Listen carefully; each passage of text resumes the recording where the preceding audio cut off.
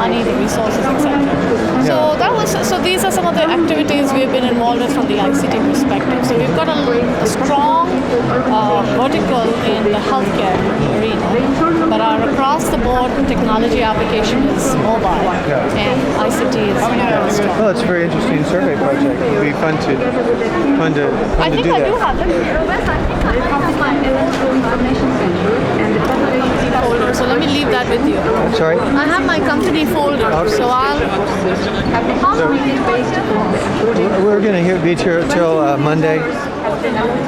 Yeah, Srini is actually flying in tomorrow. Elizabeth's friend. I have never met Elizabeth. It's very complicated. So. Elizabeth and Saj, Yeah. My husband knows her though. Oh, are you? That's our company. You're not working with Saj, are you? No. No. Okay. Because he does healthcare and mobile palm tops. Well, I think there has been talk about doing some meeting with him, but I haven't, really. So we've done some case management. This is all our public health things.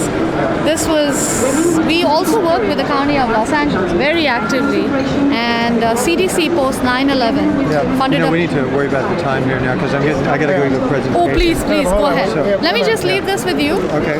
And this is the World Bank thing, and they actually have given you information on where you could. I think somewhere here you have the paper that was written up. But anyway, I will probably come back and spend more time with you. I'll just leave this with you. Okay. Where are you guys staying? We are currently staying at Royal, which is in Hammamet. Oh, in Hammamet. Yeah. Everyone got. Where are you all staying? We're staying at the Kamsa here, but that's a great place. That's probably the better place to stay. But it's is far. it close to the hotel? To the airport? Yeah, Hammamet, the Kamsa. Yeah, Kamsa's pretty big. You guys are like 70 kilometers away. We're good. Okay. To cure the disease, and also the social impact, social benefit is so important. So on behalf of the government of Malaysia, I thank you all. First, those panels who are willing to volunteer your time to be our panel now and also this morning. And you guys who are here, do come to Malaysia if you happen to be in the East.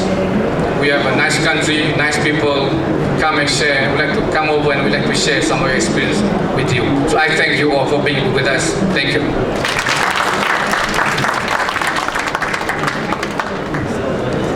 Thank you very much. And the session is ended. Thank you.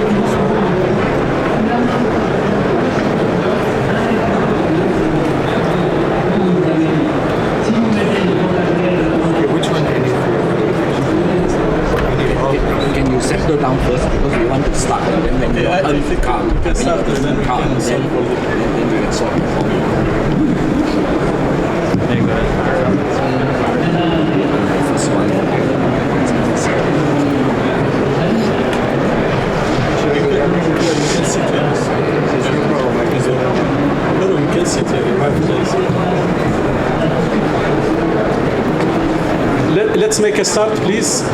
Ladies and gentlemen, I would like, on behalf of WFEO, to welcome you all to this panel and to thank you very much for having accepted to participate and to attend this meeting. I would like to thank and to welcome in particular our distinguished speakers who have accepted to share with us their knowledge and their experience.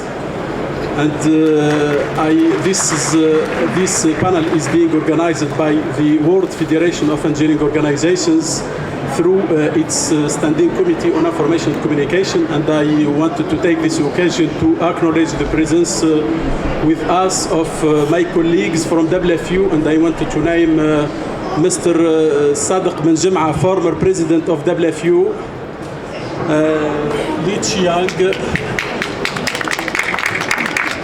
Li Qiang, past president, immediate past president of WFEO. I took over I took over the WFEO presidency recently, 1 month ago in Puerto Rico. Then he became WFEO past president. Russell Jones, who is the champion and the chairman of the Committee on Capacity Building. Professor Park, who came from Korea, and he is the new chairman of the Committee on Information and Communication. I said that this panel is being organized by the Committee on Information and Communication as a contribution of the WFEO to the World Summit on the Information Society. Many of you know that WFEO has been contributing to the WSIS from early beginning since the inception of its preparatory process 4 years ago. And we have organized several events within the framework of the summit. I won't go through all of them, but I wanted to highlight some of the main important events, and I wanted to mention in particular 2 years ago in Tunis we organized prior to the first phase of the summit the World Congress on Engineering Digital Divide, which gathered around 1,700 participants from all over the world.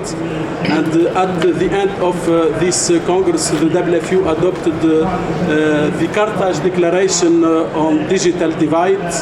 After that, we organized also several other events in different places of the world, in Spain, in Geneva, in Brazil, recently in Tunis. We organized on June an international seminar on knowledge society. All these events addressed different topics within the framework of the main topic of the information society from an engineering perspective. And it was a good occasion for WFEO to highlight the role that engineers play in the information society.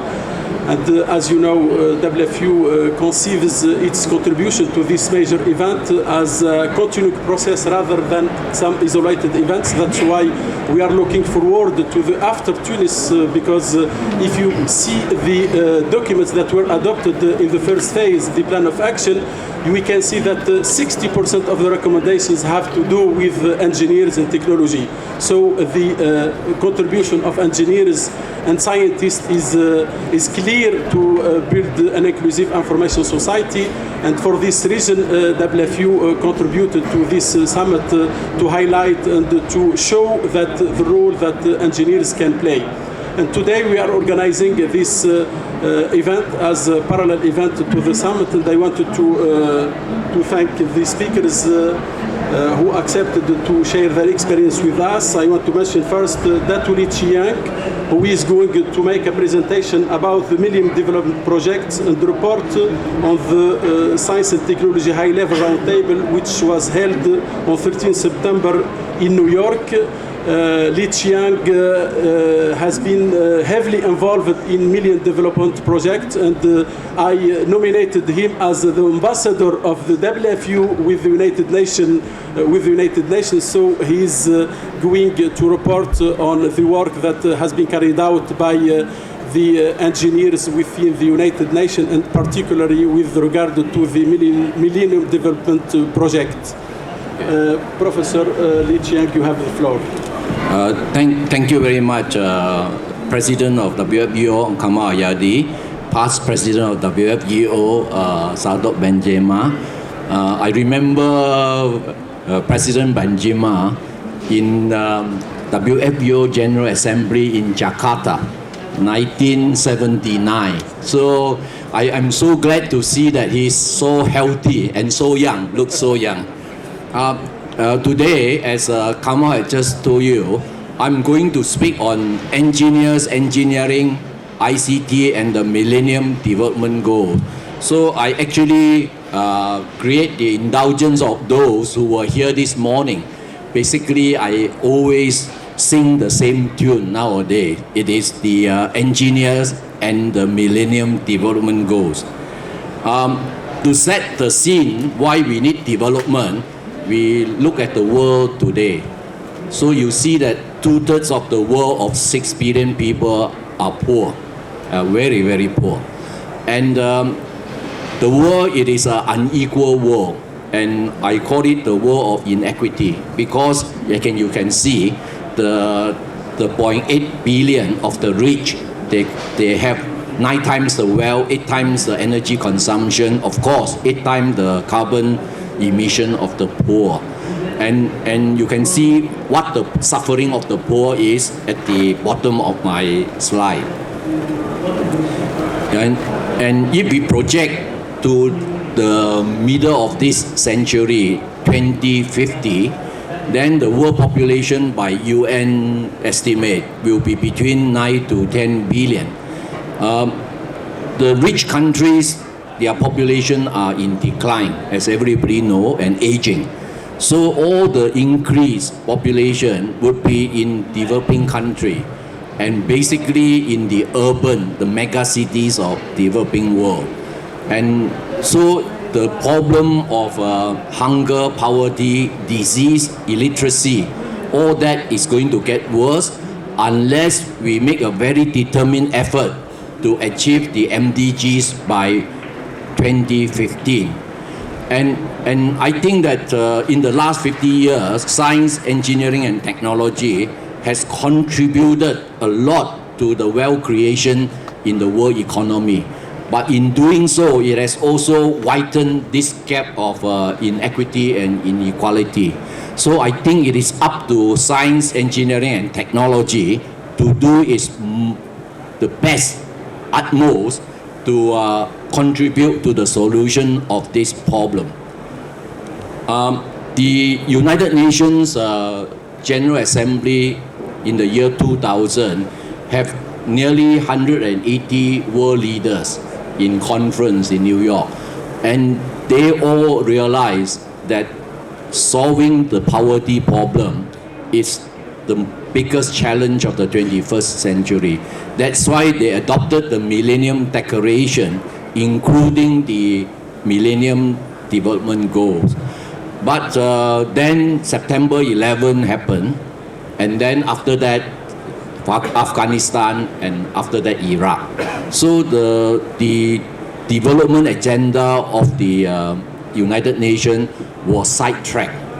And in 2002, the Kofi Annan, UN Secretary General, then set up this Millennium Project under Professor Jeffrey Sachs to try to revitalize the momentum for development, and more importantly, to operationalize the MDGs.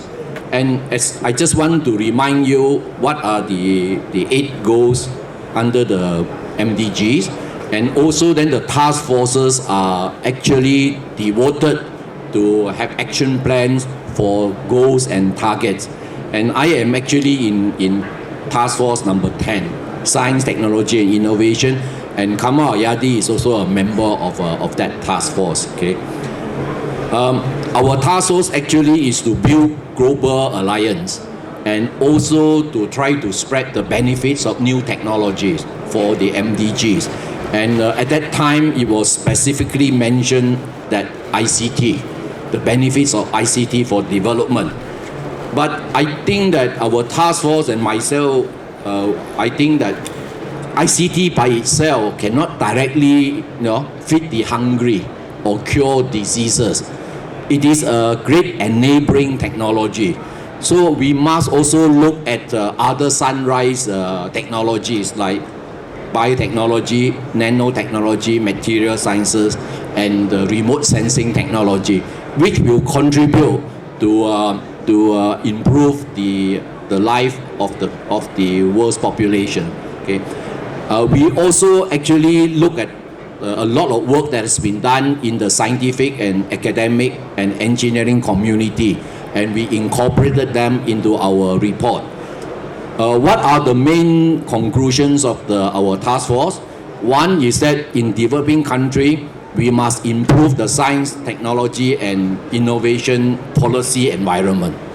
It is very, very important that not only that the top leaders understand the importance of science, technology, innovation, and ICT, but the implementers down the bureaucracy they all understand and they all are committed. And this is the biggest hurdle, how to get the civil service committed to development and using ICT and science and technology development. Then of course you need to build institutional and human capacities for including educational institutions that are oriented to development. More science, research and development, but not just at the laboratory level, but how to bring goods to market by branding, by packaging and all this. And for that you need entrepreneurial and innovation activities.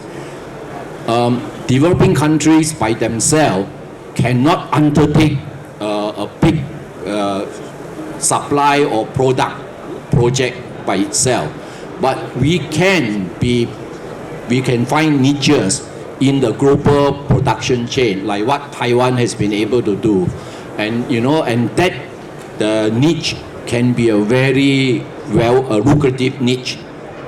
Then finally, as why we are here, we need to forge regional and international partnerships. For myself from Malaysia, and for my co-lead author, Professor Kalesa Juma from Kenya, we look at the development record in the last 3 decades of the Asia Pacific, from Korea down to Southeast Asia, and we find that there are common conclusions to be done. That means you need good basic infrastructure. And the second thing, you must have local, small and medium enterprises. Without these 2 prerequisites, it's very difficult for the economy to uplift itself. Our Millennium Project report and the task force report, they form the developmental basis of the UN Secretary General's report called In Larger Freedom Towards Development, Security and Human Rights for All, that was presented to the Summit General Assembly in September this year. And the Summit General Assembly had by and large adopted the development agenda of the Secretary General, especially with regard to MDG. All these reports, our task force reports and the Secretary General's report, and the outcome, this year's General Assembly's outcome statement, all these are available for downloading from this website, the UN Millennium Project website, and I will encourage you to go into the website. But to me, the Secretary General's report in Larger Freedom, he really emphasized science, engineering and technology as the means to achieve the MDG. And I think, to me, it is the first time that UN Secretary General's report to the General Assembly features so prominently science and engineering.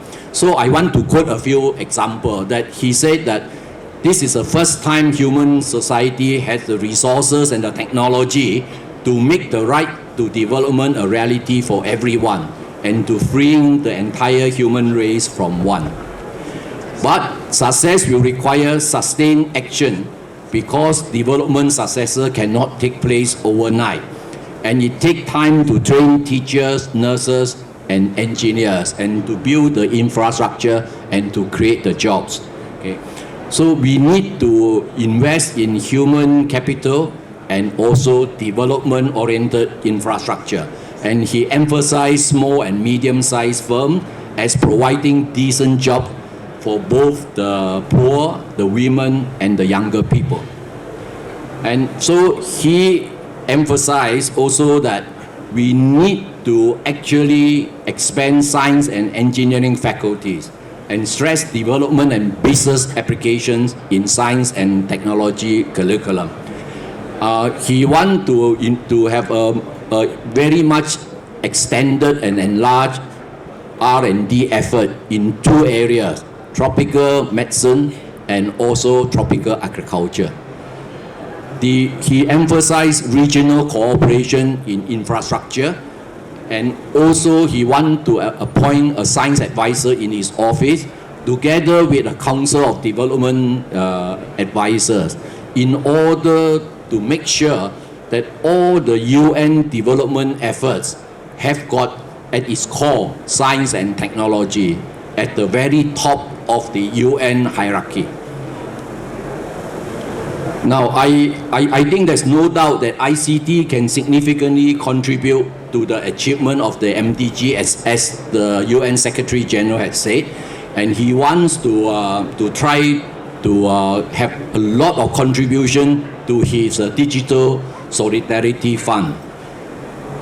I think that the global science, engineering and technology community must actually respond now to this call to action of the UN Secretary General, and we must stop talking and start delivering as pledged by the top organization in the scientific, engineering and medical community. Together with the Millennium Project, we submitted a joint statement to the UN General Assembly.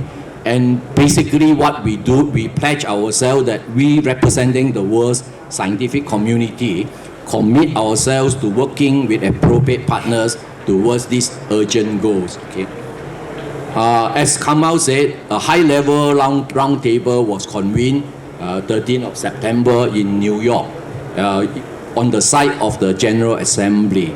And in the summing up, Jeffrey Sachs highlighted 4 initiatives for immediate action. First one, universities for MDG network. He would like every university to have at least one MDG project. And the university should partner, a North University should partner a South University having an MDG project in the South. And then he would like to increase the funding for basic scientific research. Because when you come up the development ladder, sooner or later, you have to go from applied research back to the fundamental basic research. And he advocates Africa ICT connectivity, that the community, the development community must set a timetable to achieve African ICT connectivity. Then he very much wants to have this UN Secretary General's Advisory Council as a reality as soon as possible. Today at lunchtime, this initiative, others were discussed again by the same group from DESA. And I actually think that the most important is to have this Secretary General's Council of Development experts, because that will make sure that all the efforts of science technology for development that spreads all through the UN system are properly coordinated and not duplicated. And I want to quote Jeffrey Sachs when he said that this Council of Development Advisors of the United Nations Secretary General must have a majority of scientists, engineers and medical practitioners rather than economists as member. He himself as an economist, and he was a World Bank Vice President. He said the failure of development in developing countries in the past was that there were too many economists writing reports which are in the crowd but not on the ground. So I'm trying to help him to make sure that there will be more scientists and engineers in this council. So I think that, ladies and gentlemen, WFEO and the task force, we have put engineering at the top of the global, sort of policy making table. That is the General Assembly. So now I think it is up to us now to rise to the occasion. Now, the achieving the MDG doesn't require actually very front-edge technology. But however, there is a universal misconception that economic development is through more investment in science and scientific research, especially in the laboratory. I think it is very important for us engineers to remind policymakers and society in developing countries that it is engineering and technology that create wealth, not laboratory science. as I say, there is enough mature engineering and technology available to achieve the MDG. The poor live in a very isolated area and also in urban slum. So we require not massive installations like big power plant, but very small and dedicated installation and devices. And I think these devices are well suited to the SMEs in developing country.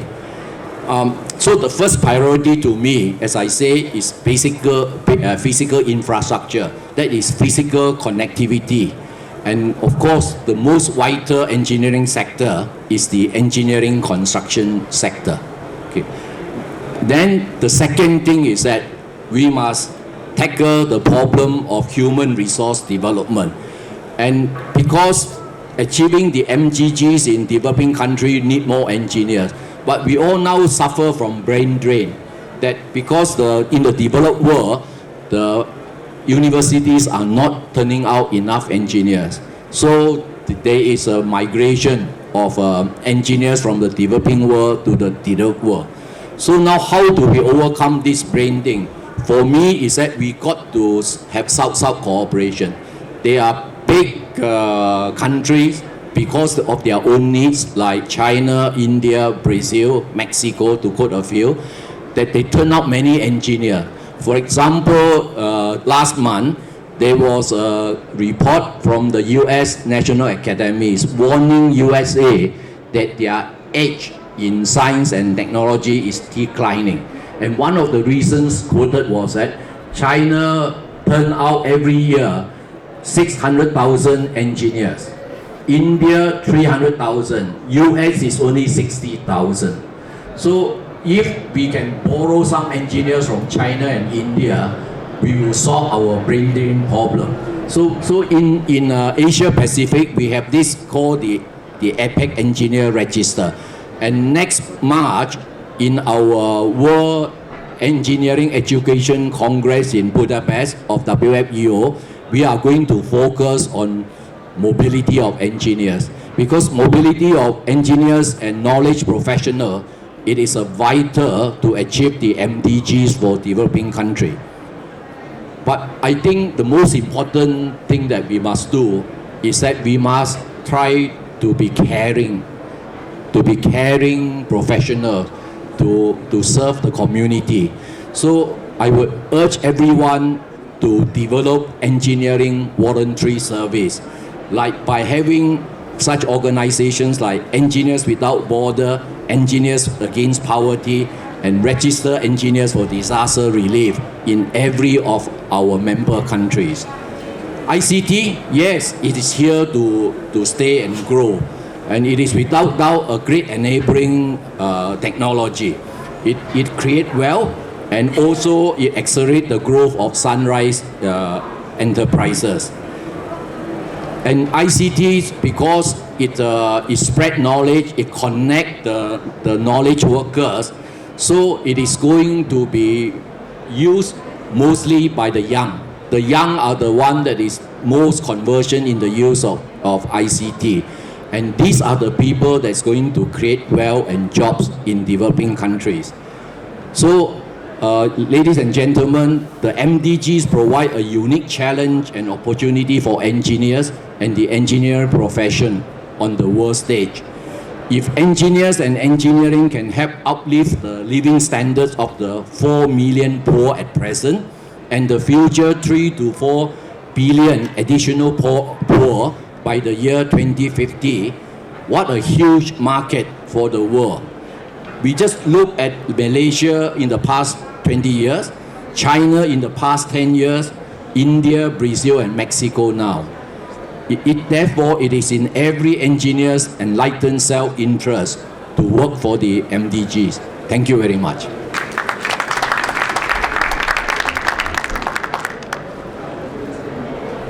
Thank you very much, Li Qiang, for your outstanding presentation. Okay. Do you hear me? It's okay? Okay. Okay. Is this better? No.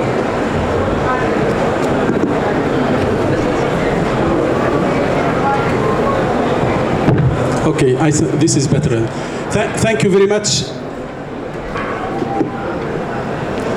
Thank you very much, Lee, for this outstanding presentation. And I wanted to add that WFEO has committed itself from early beginning to the MDG, and the MDG project is an opportunity for the engineering community to show the capability of engineers to apply science and technology to the benefits of population, and especially the poor populations. Now we have the second speaker is Mr. Professor Tao Xiaofang. His presentation is about impact and effects of wireless networks on human being society. Mr. Tao, you have the floor. Please introduce yourself, please.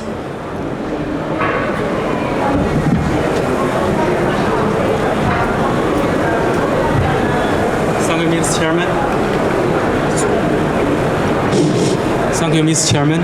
I'm Tao Xiaofeng from Wireless Technology Innovation Institute. Okay. BOPT, Beijing University of Post and Telecommunication, Beijing, China. Today, I'm very glad to. I think little too. Okay, is this? Okay. Like this. Today, it's okay? Today, my topic's named Impact and Effects of Wireless Network on Human Being Society. First, please locate my content. The first item is background, second, improvement on living. The third is challenge, and finally, a conclusion. This is the background of current more wireless communication system. You can see here the first wireless communication. I think the first wireless communication in the early summer of 1895, Macaulay achieved singular transmission and reception for about 2 kilometers. It was a moment in time, but inspires us today. It shows that we can use our wireless technology to empower us to do some kinds of amazing things. In the following several years, wireless communication mainly will be used in U.S. Army. In the 1971, FCC of U.S. allocated a frequency bandwidth to wireless telephony. And in 1971, also in 1971, the first mobile communication system named AMPS in Bear Lab. And this is our first mobile communication system. The second mobile communication system you can see in 1982, GSM system. For the time being, there are also another very important second mobile communication system named CDMA IS-195. And from the 1989 or 1988, there were some studies on third generation mobile communication system. For the time being, maybe you know, there are totally 3 kinds of third generation mobile communication system. Our China TD-SCDMA is one of them. For the time being in China, especially from the year 2001, we started to beyond 3G or 4G mobile communication system. And maybe the target, the goal is the year 2010. I mean for commercialization. And for beyond 3G or 4G system, we can get very high data rate. For example, at least 100 megabits per second, or up to 1,000 megabits per second, and can support almost everything. Can enlarge our feeling from hearing, reading to touching, maybe. Also, in the 1971, this is the first packet system. These are cellular system, this packet system. The first packet system was established, was created also in 1971 in University of Hawaii. Nowadays, there are so many kinds of wireless system, radio system, not cellular system. For example, wireless PAN system, wireless personal access network, and mobile broadcasting wireless access, mobile wireless region access network. So many kinds of network. Their standardization from IEEE 802. And this is a new look of our current systems. I think from an engineer's point of view, this is very beautiful finger. You can see from here, you can see satellite communication and wireless communication and cellular communication, short-range communication, so many kinds of communications. And I think the first one, mobile communication, I mean wireless mobile communication, like GSM, GPRS, WCDM, CDM 2000, are very successful all over the world. Take example of China. You can see mobile communication in China.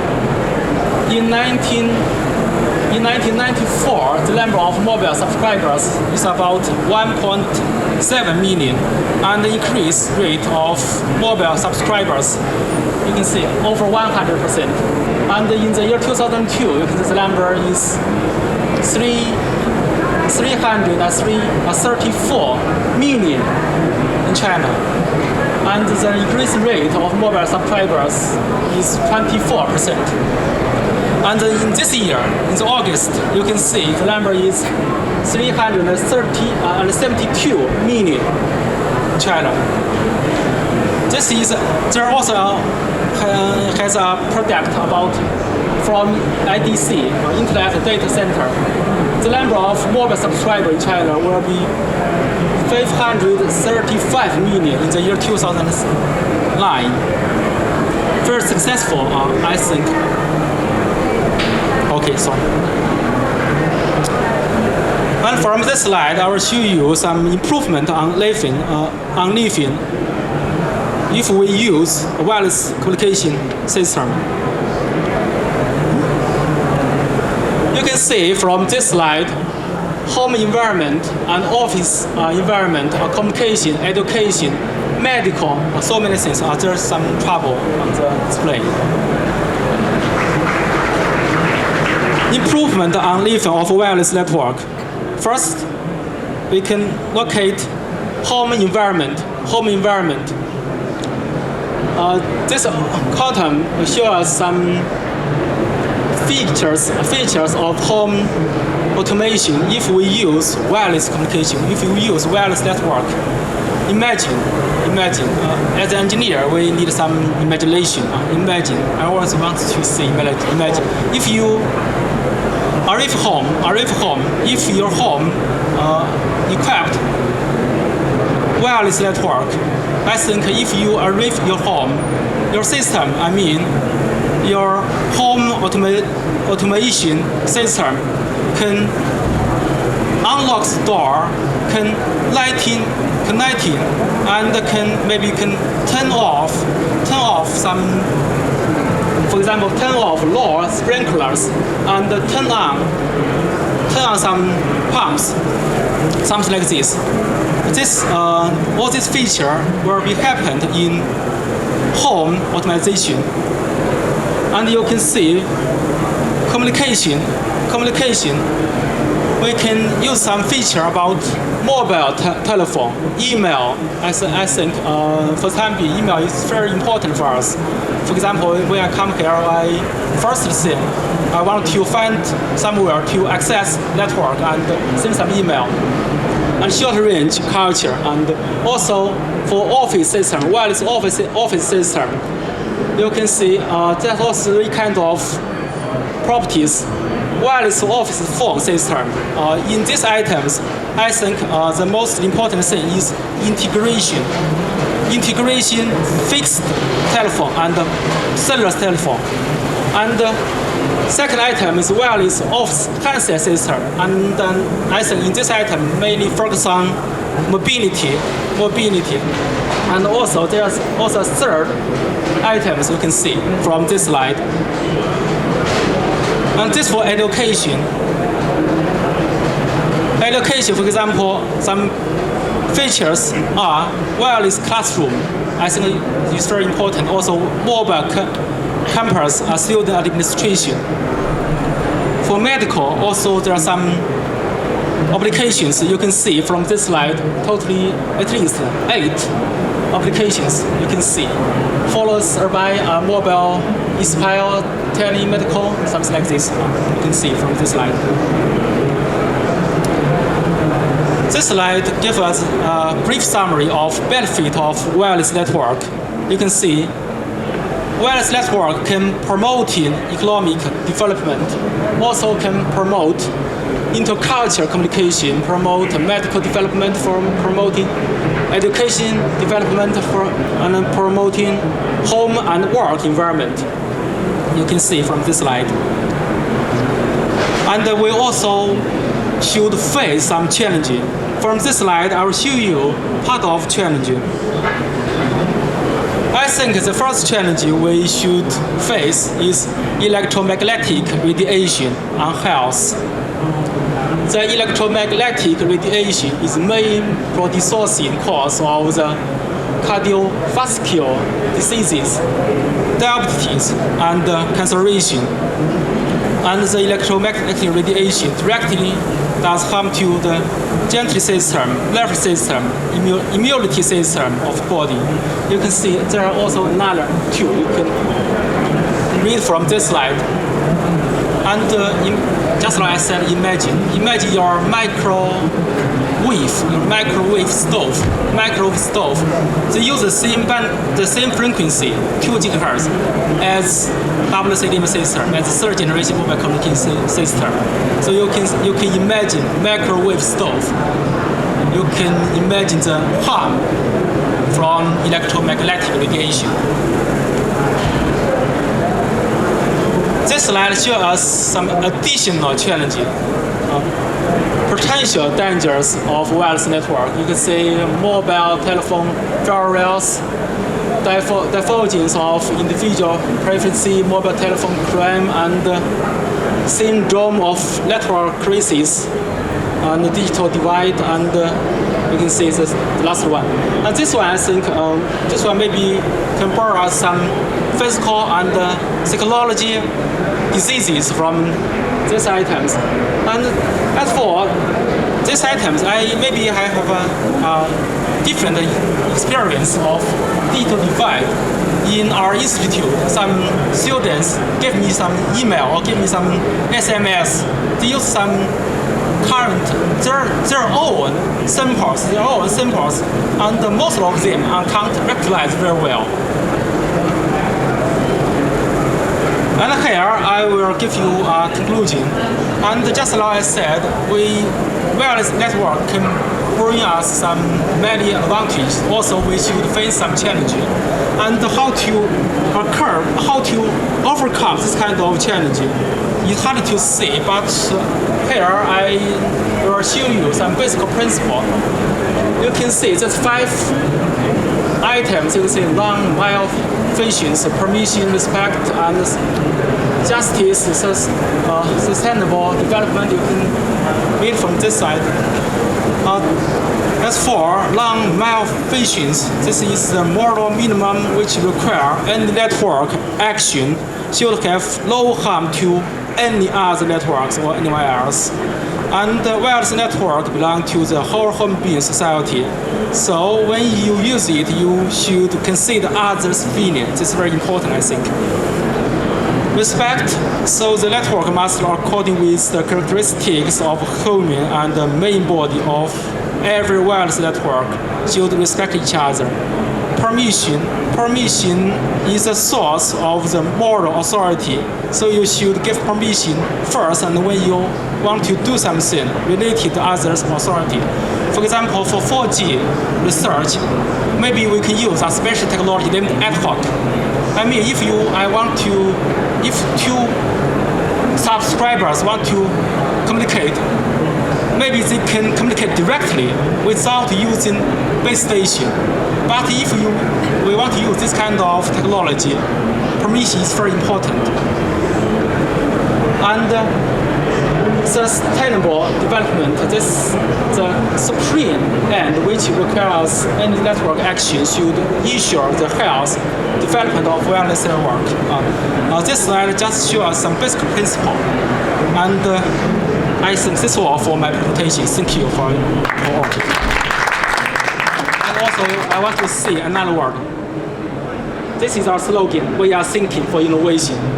Our abbreviation is the same as our institute. Okay. Thank you very much. Thank you very much, Professor Tao, for your presentation. It's interesting to hear about the advantages and disadvantages of wireless technologies. Yes. And especially impact on health, because this needs to be, everybody needs to be aware of this.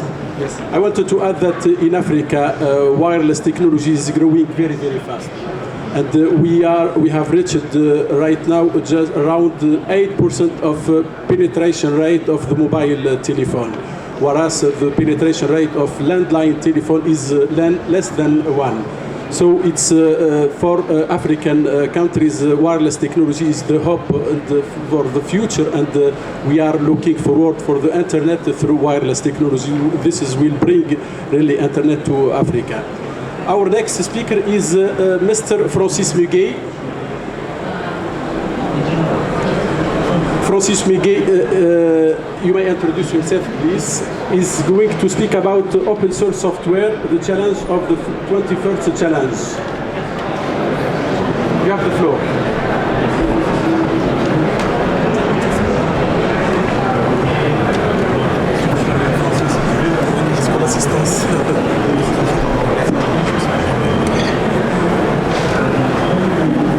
Yes, hello.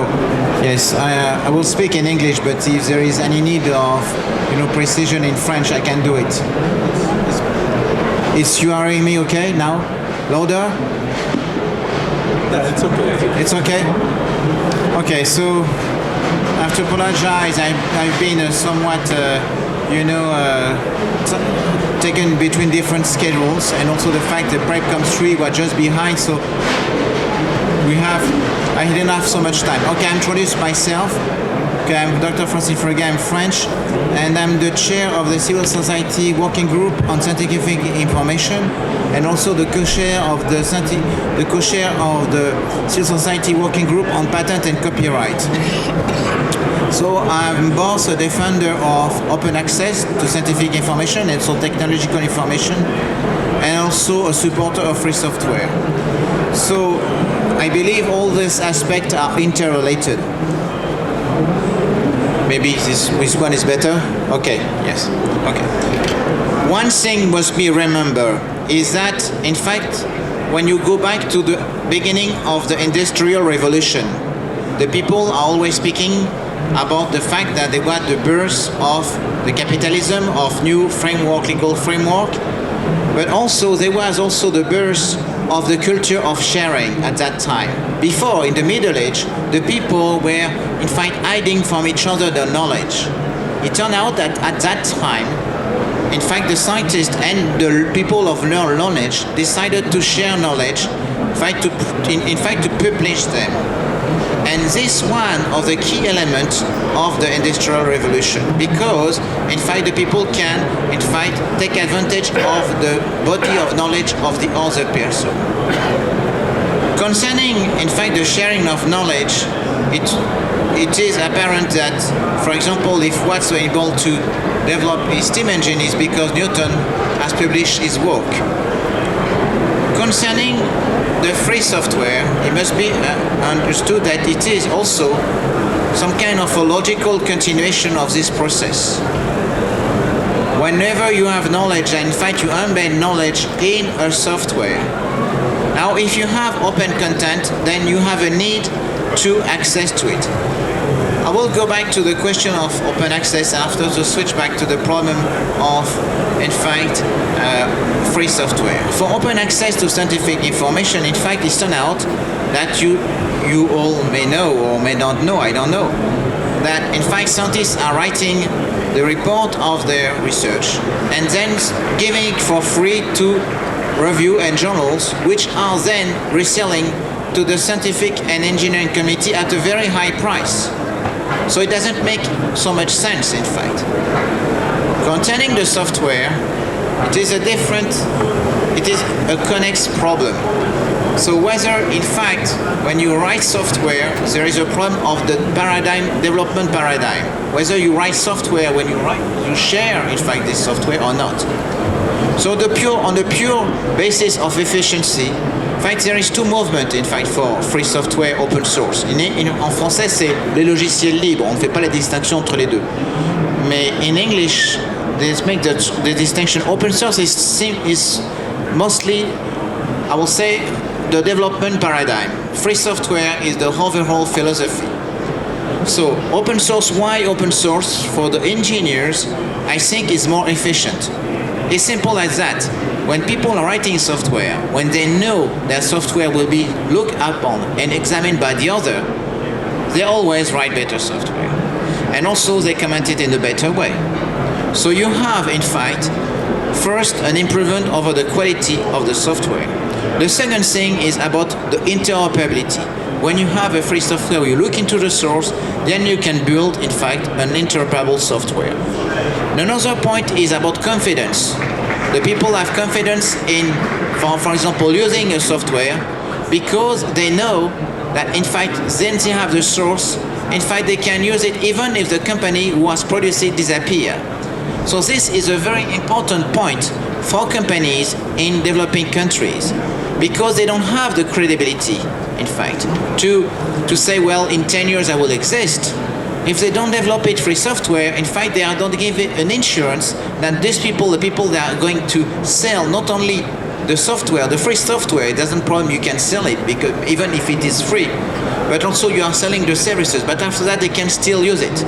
So in fact, it is a way to leverage, in fact, local software industries to have, in fact, gain access to their own market. Otherwise, they cannot. They say, okay, we need to have the biggest and the safest.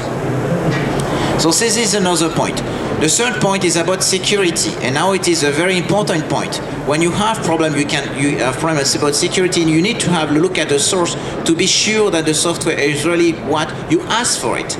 And for the people who knows about, for example, the proprietary software, they know that you can have spyware of any kind. You don't know. Even a programmer in a company can introduce it. This has been done. In fact, a spyware, in fact, without even the employer of this company knowing this. So I think it is very important for security. So now, for the point of view of engineers, the free software will get better product and will allow the company who are producing to get access to market will they never have. Now the big question is, what is, I will say, the financial model of it? The financial model is based on the services, the people who write the software who are basically the best in order to maintain it. So in fact, you have the birth of a local industry which are based in a collaborative process in providing software, while in fact there is a competition on the services. So this is the way to preserve, in fact, in developing country, an industry which otherwise will only be, in fact, just, in-house degrees of maintainers of big software and quasi-monopolistic, I know what I'm talking about, quasi-monopolistic industry. I'm not saying that all the software industry, proprietary software industry, the one who are introducing the secret model, I will say, are in fact not ethical. I will say the biggest monopoly in this regard is not ethical, is absolutely certain. For example, they don't want to abide by the standard of the latest WSIS, for example, for the web server, for the web browser. So this, but there are companies, for example, Adobe, and Adobe has published, for example, the guidelines for writing PostScript and PDF. So this, you have to distinguish the proprietary company who have, in fact, given an open, interoperable product. But even then, for example, you cannot build, in fact, a local industry without free software. So that will be my conclusion. Thank you very much. Thank you very much.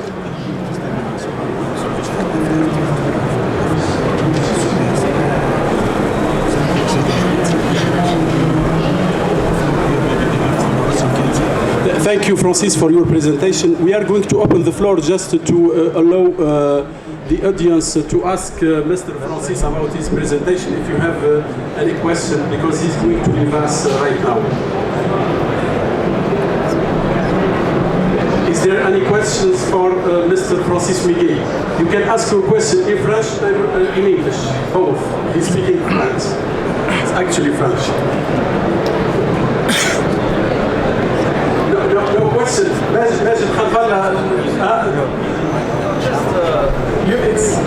I know that you are an advocate of in fact, he is my friend, and I asked him before the caucus of civil society. You can share your question with us. Yes, but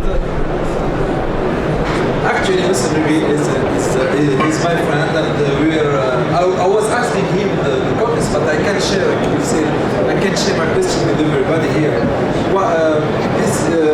In fact, it's a kind of another level which you can say towards, which is the patent software, which is more and more dangerous than the closed software. With the closed software, everybody knows that, for example, many militaries in the world, many armies in the world decide to don't use closed software because they discover that there is backdoors that you don't find or have any idea about it. And this through this backdoor, many data from your computer go through the internet and was sent anywhere in the world, and nobody knows about it. This is just one point for the security, for example, and this is true. I can give the proof for everybody who want to know where and when it happens. But for the software patents, just I was presenting it at another panel for the CERT just 2 hours ago. You have to know that even if you build a simple web page with the combo box and anglais, in French, I don't know the word, anglais, yeah, there is a patent on it. Industrial patents, like a product, it's an industrial product, then you don't have to build a web page like that, because otherwise you have to pay a lot of money. And if you look at the simple way the web page, you have almost 24 to 30 patents to pay all over the world where patents are allowed. We are lucky that patents are not allowed in our country. But how we make the difference between copyright software, we respect the copyright. The copyright is something essential for engineers to make food, to eat. But for the patent, it's something that will block the initiative and the creation, the capacity of creation for our countries regarding what happens in the developed countries. I will answer to this. Of course, I agree. But it is part, in fact, of the most vaster strategy. For example, I think people in this monopolistic company realize that the open source paradigm is better to have, in fact, better software. But if you have, in fact, this open source software, then they want to protect it. And in fact, when, for example, these companies say we are going to be interoperable, that means that they will publish it, and after that, the people will have to pay so-called an affordable license. This means that it will no longer possible to make reverse engineering to be interoperable. So this means that, in fact, the interoperability, which must be free for free software, will no longer be possible. So the free software becomes, in fact, a tools against the software patents becomes a tools against free software. This is a very good point. Wesley, you have a question, please? Okay. Thank you very much. Now our next speaker is Mrs. Sana Ghnima. She's going to talk about women engineers in the knowledge society. And I think it's very interesting to tackle the gender issue here because the WFEO has selected this issue among its top priorities for the next 2 years.